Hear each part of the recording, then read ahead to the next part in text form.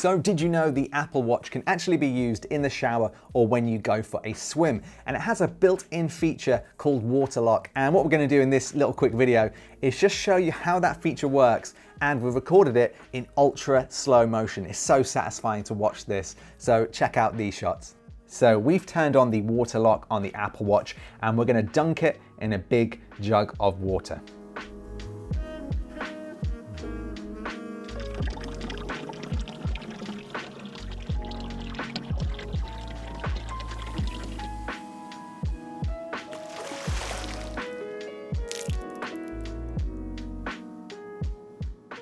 So when you remove the Apple Watch from the water, you'll see this notification on the screen. But what happens when you turn the crown of the Apple Watch?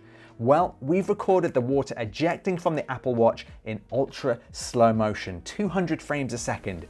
Just check this out. So as you can see, the Apple Watch is using a speaker system to eject the water from the side of the Apple Watch. How cool is that?